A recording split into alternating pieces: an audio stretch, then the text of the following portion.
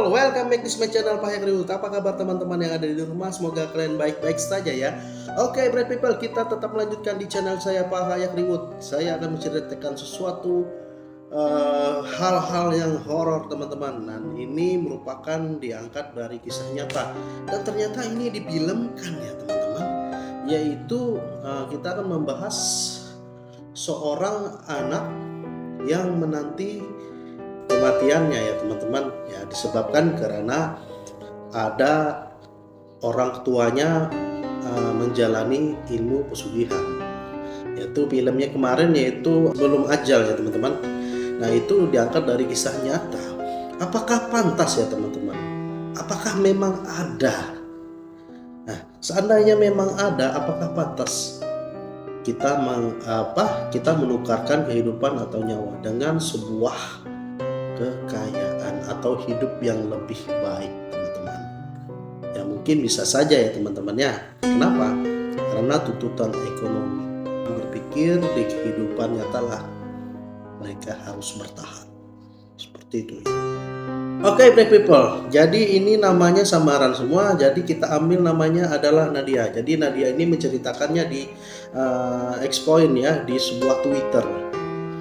Jadi dia ini seorang wanita yang pada saat itu dia menceritakan tentang apa yang dilakukan oleh orang tuanya, yaitu dengan cara pesugihan teman-teman.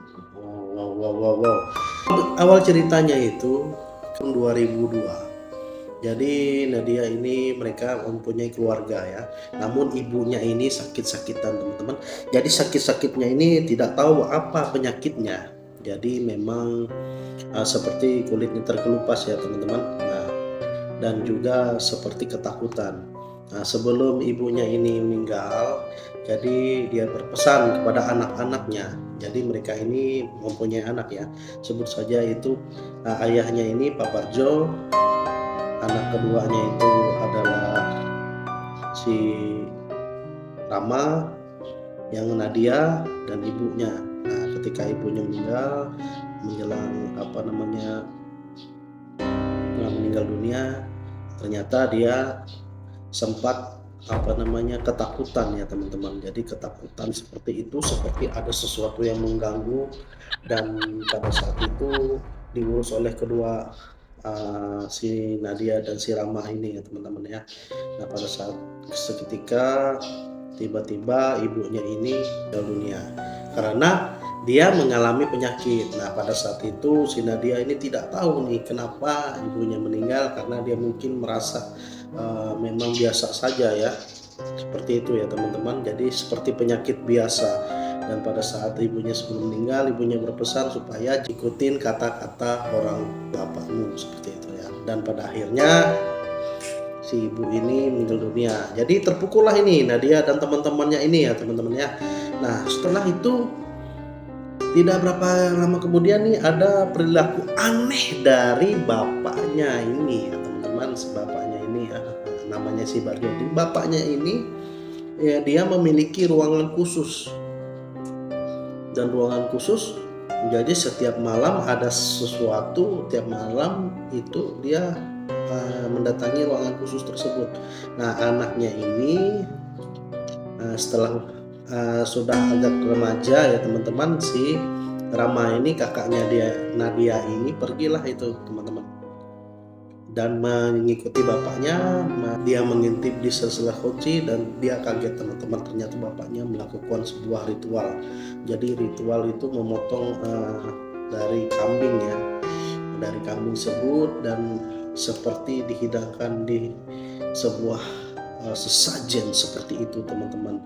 Dan juga Nadia berkata rumahnya ini selalu direnovasi, tidak pernah benar-benar ya, dan bingung juga.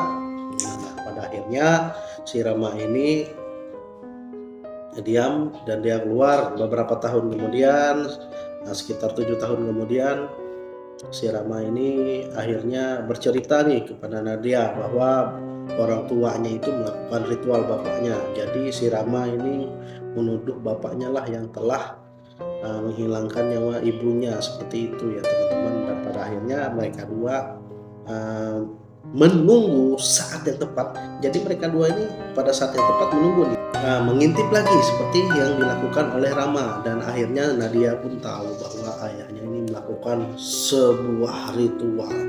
Jadi rumah Gubrah ya teman-teman. Jadi itu pesugihan yang saya lihat, itu pesugihan putih ya, seperti itu. Namun pada saat itu akhirnya, pada saat ayahnya ini menggali dari kambingnya tadi, tiba-tiba langsung dihampiri Nadia dan Rama. Akhirnya mereka cekcok, dan pada saat itu dan besok harinya si Rama dan si Nadia ini akhirnya bisa menerima, karena memang ayahnya itu melakukan ini terpaksa karena sudah berjanji dan melakukan perjanjian dengan iblis. Pada awalnya sebenarnya perjanjian itu hanya dilakukan dengan memberi nyawa binatang atau kambing. Namun ketika bapaknya ingin lebih kekayaannya, dan dia diberi kekayaan lebih, namun diberi nyawa sebagai penggantinya, itu teman-teman. Jadi dia tidak melakukan menghilangkan nyawa, tapi sosok itulah yang mengambilnya langsung teman-teman, melalui sebuah penyakit. Nah pada akhirnya pada tahun 2012 ternyata si Rama diganggu, mengalami depresi. Pada saat dia tinggal di rumah, dia hilang nyawanya teman-teman, karena penyakit. Jadi seperti terkelupas seperti itu ya teman-teman. Dan ternyata setelah dicari informasi oleh si Nadia, ternyata itu memakan waktu 10 tahun satu kali meminta korban dari keluarga itu sendiri teman-teman. Nah cukup mengerikan. Jadi teman-teman jangan sekali-sekali ya melakukan hal-hal perjanjian seperti itu, terlepas dari benar atau tidaknya ya kan kejadian atau cerita ini.